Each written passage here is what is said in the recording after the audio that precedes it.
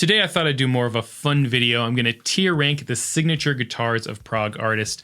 Now I tried to find as many as I possibly could here. I may have missed a few, you can let me know in the comments, but this should be a good, nice selection of different kinds of guitars to rank here. These are all going to be my own personal opinions, so I'm going to mostly go off of looks and aesthetics, but I will go off of playability as well. I've gotten a chance to play most of these at some point or something similar. I went to NAMM a few years ago, so I got to try a lot of these brands that I wouldn't have normally gotten to try, and then I have some students that have a few of these guitars as well, or I have something that's similar, or I've tried something similar. So I'll do my best to rank these based on how I like the way they look and also how they play. So let's get into it. First up is an important one. This is the JP. This is the JP15 here. This is John Petrucci's signature guitar, or one of his signature guitars, and I've always been a big fan of the JPs. I've tried a few over the years. I really like the look of them. They're clean and simple, and more importantly than that, they're one of the most important guitars, especially in this genre of music. So many people use JPs outside of John Petrucci himself. So for that reason, this has to be an S tier for Prog guitars. One of the most important signature guitars, probably just in general these days. But I think it has to be S tier. And along the same lines, I'm going to put the Majesty as well on an S tier. I'm not the biggest fan of the look of the Majesty, especially at first. I didn't really like it at all. Over the years, I've kind of gotten to enjoy it more, and they play super well. I've gotten to play quite a few. So I'm going to put the Majesty in the S tier as well. I'm going to have to size some of these down as I go. It's going to be a lower S tier because I don't like it as much as the JP. I'll have to shift some of these around maybe as I go. So within each tier, I'll have kind of levels there as well. So there's the JP and the Majesty. Next, we have Aaron Marshall's new Schecter. I actually like the look of this. It's very clean and simple. I know he's taken the time to put sort of good hardware on there as well, and I haven't had a chance to play this one, but I actually like Schecters a lot. In fact, one of my first guitars I ever owned was a Schecter. Before I, kind of got some of my later guitars when I was in high school, I had a Schecter, and for the price range, it was amazing. So I've always been kind of a fan of Schecter. I like the look of this. I'm going to throw it somewhere in the middle of the A tier, maybe towards the bottom. I don't know as I haven't played it, but I've heard good things. So there's Aaron Marshall's guitar. The Michael Romeo signature Caprician? I'm probably saying that wrong. I actually did get a chance to play this one at NAMM, and man, it's smooth. It plays super smooth. I can understand why Romeo likes it for the kind of playing he does. I played some Symphony X licks on there, and I was like, yeah, this works really well. So I definitely do enjoy it. It's much on the simpler side as far as how it looks. It also has a Floyd, which you'll find out throughout this video. I'm not a huge fan of the Floyd Rose. So for me, I'm probably going to put this at the top of the B tier. I mean, it's Michael Romeo, one of my favorite guitarists. It'd be hard to put it lower than that, but I don't know. It's kind of simplistic, and it's definitely not a guitar that I would personally play, but it's a nice guitar. Next up are some periphery guitars. First is the Misa Mansour Juggernaut. I personally don't really like the look of this. I actually do like Jackson's, and I've gotten a chance to play one of these at NAMM, and it was nice and smooth. I did enjoy the playability of it. I don't like the huge, really spiky body shape, like the big, huge horns on it. I'm not a big fan of that personally. I think if I owned one of this, or if I played this style of music more, I might put this higher, but I think for me, I'm going to throw this probably in the C tier. Periphery fans will be mad at me for doing that. Once again, this is my personal opinion, and it's more based on the look of it than it is the playability. Next up is the Mark Holcomb PRS. Now, obviously, I'm a PRS fan. I have a few PRSs. I really like that these are reasonably priced, and I like the body colors that they have, the sort of wavy, body style. This is the 7-string. I think based on the price and the sort of features it carries for this price, I'm probably going to put this in the A tier. I'll go like right above Aaron Marshall's here. I've gotten a chance to play these, and I did really enjoy the one that I played. All right, next we got Jake Bowen's Ibanez. I'm a big Ibanez fan. I have an Ibanez guitar and an Ibanez bass. I like the reverse headstock on this. I'm not a big fan of the pickup color, but it's got a nice sort of simple body and body color. And this is more of an RG, which I do like. I like this more than the Misha one. I'm probably going to put this in B tier, somewhere around there. I haven't had a chance to play this particular model, so I don't know for sure. But it's a nice, simple Ibanez guitar. Next, we got the Paul Wagner from Between the Buried and Me. This is more of an S series Ibanez, and I love the S series. My 8-string is an S series. It's on the lower end, but I love the thinness of the body and the neck. They're built for, you know, playing fast and shredding. Big fan of the S series. Once again, I'm not a huge Floyd fan, so that kind of maybe takes this a little bit down for me, but I love the color of this too. It's white, but it has those kind of black, the natural black like streaks through it.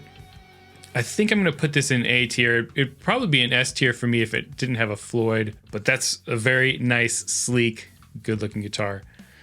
Next, we've got the Dusty Waring, also from Between the Buried and Me, and this is another PRS. Once again, it's got a Floyd. You know, doesn't bother me too much, but I like the look of this guitar, but I don't like it as much as the Mark Holcomb as far as the PRSs go. I've got a chance to play one. It plays great. I think I'm going to throw this in the B tier.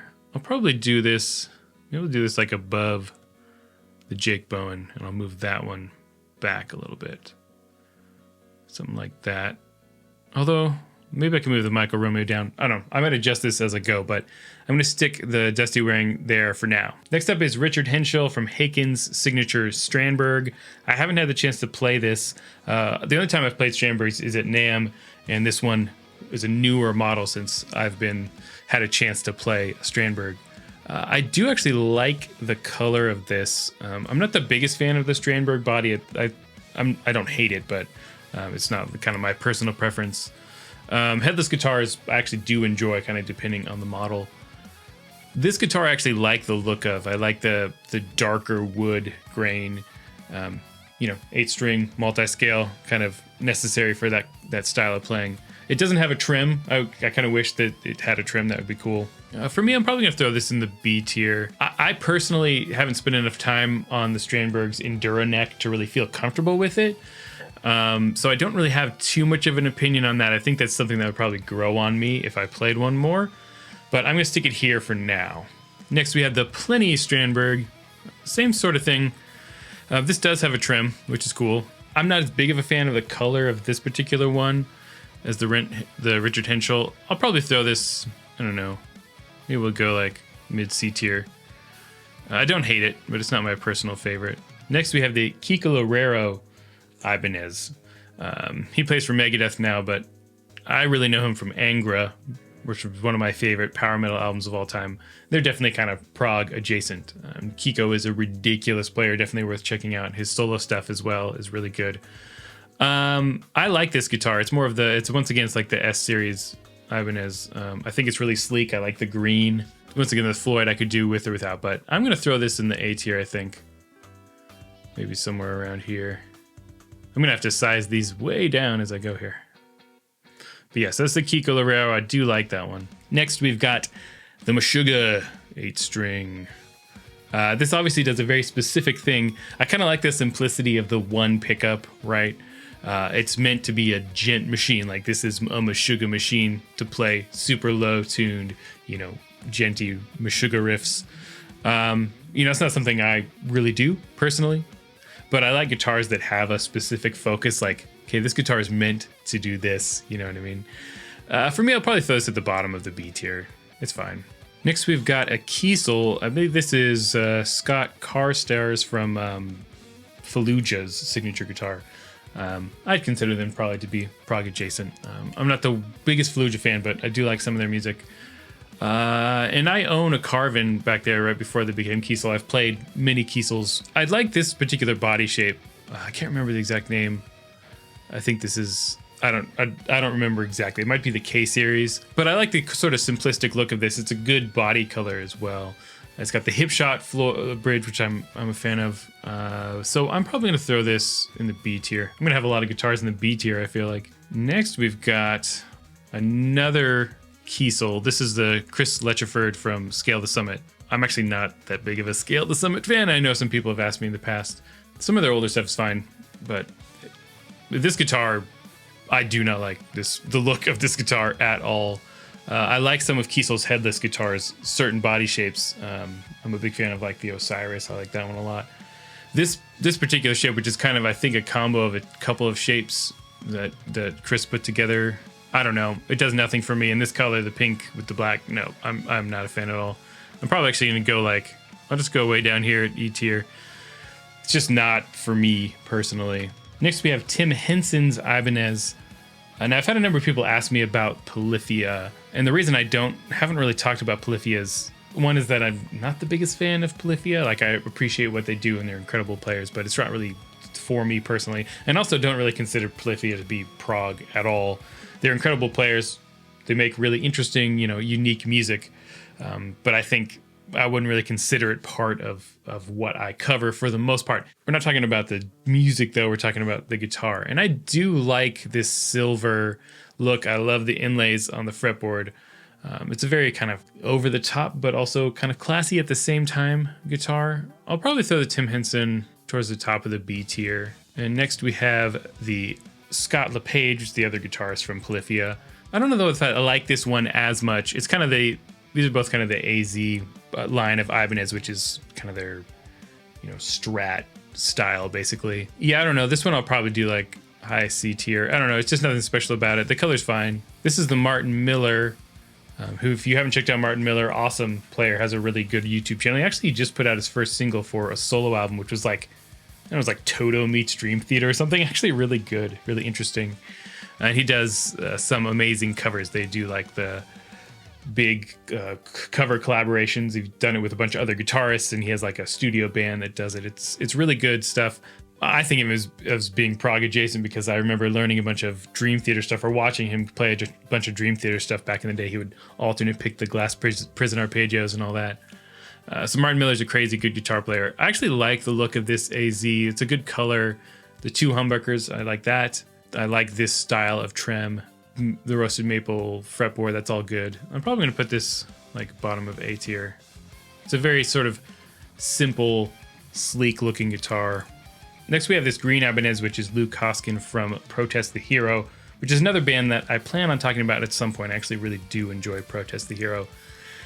I'm not the biggest fan of the two different green colors here together. It's another Ibanez guitar, so I enjoy the playability of Ibanez. But based on the looks of this, I'll probably go like C tier. It's not really like bottom of C tier. It's nothing, doesn't really do anything for me personally. Now we got more Ibanez. This is Mario from Chon, which is kind of like, for me, Chon is similar to Polyphia, where I really appreciate what they do, and they're super skilled players and really tight, because I've seen them live before. It was crazy how tight they were. But it's not really my kind of music personally.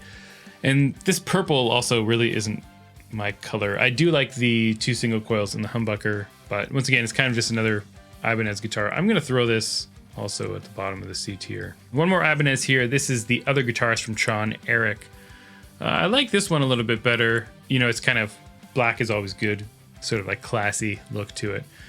And the silver pickups, that works for me too. I'll probably throw that above Mario's, maybe like up here somewhere. Now that I'm thinking about it, maybe I should have done Joe Satriani or Steve Vai's guitars.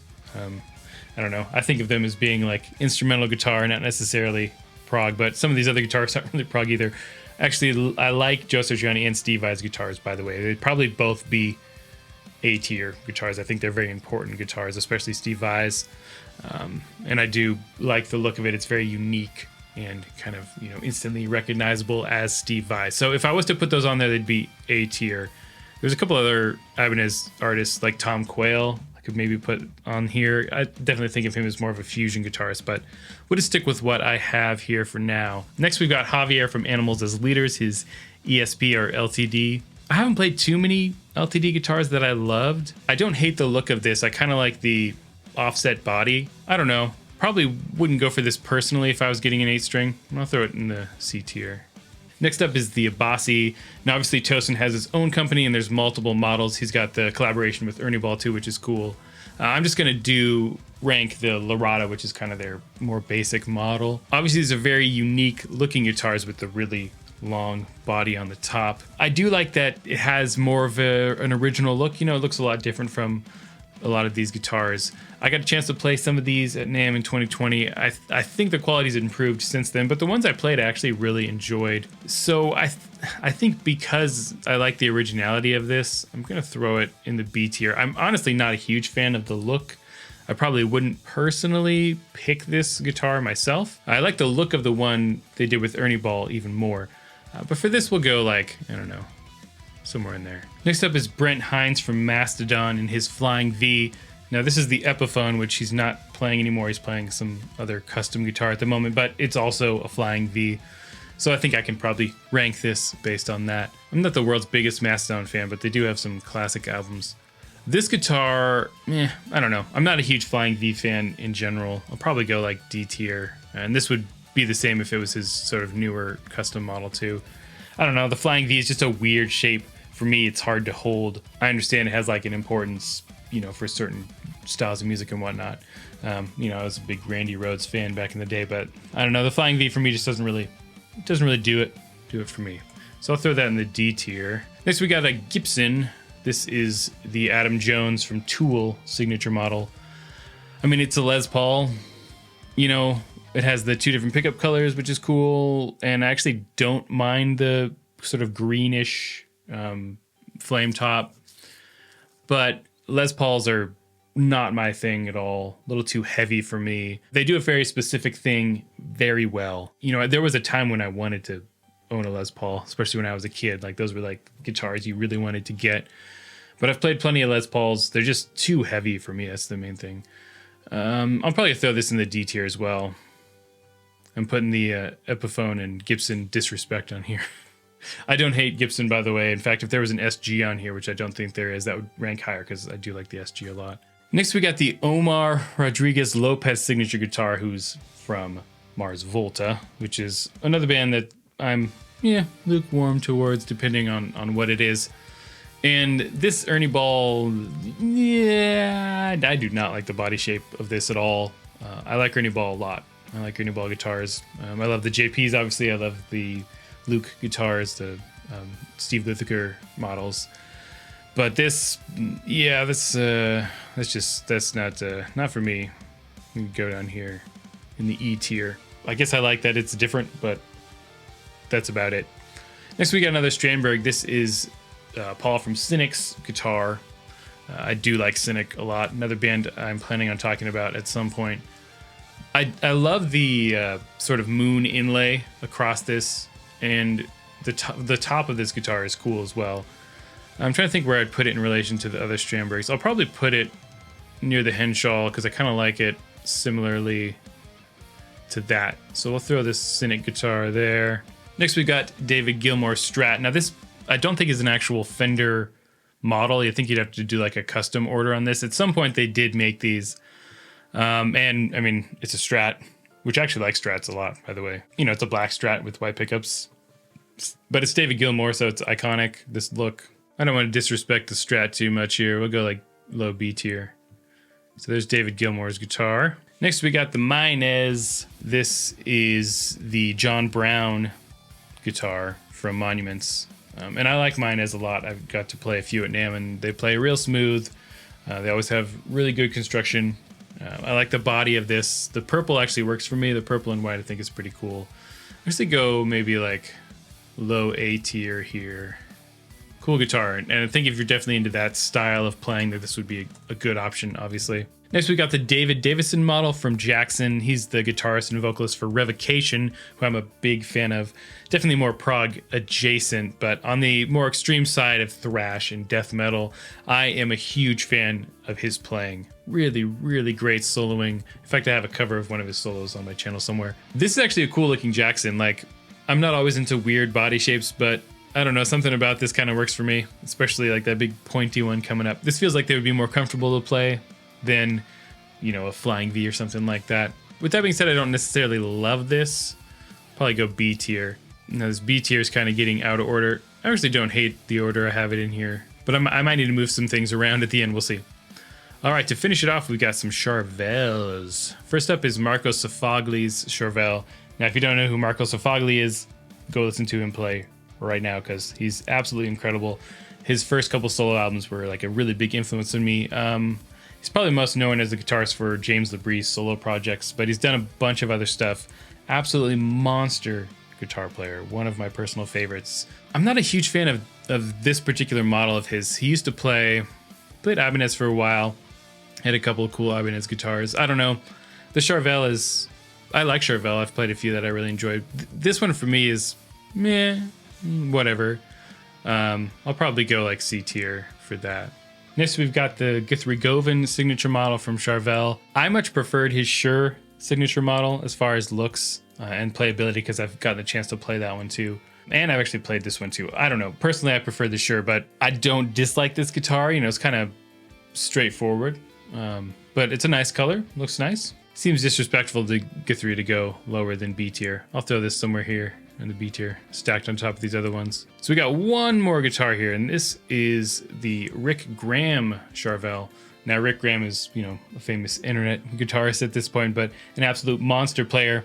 I don't know. I'm a big fan, so I threw it up here. I don't know if I'd really consider Rick Graham to be prog, but he's definitely been an influence on a lot of prog guitarists. So I'm going to put this... I like this one better than the other Charvels. I do like the color of it. I like the trim.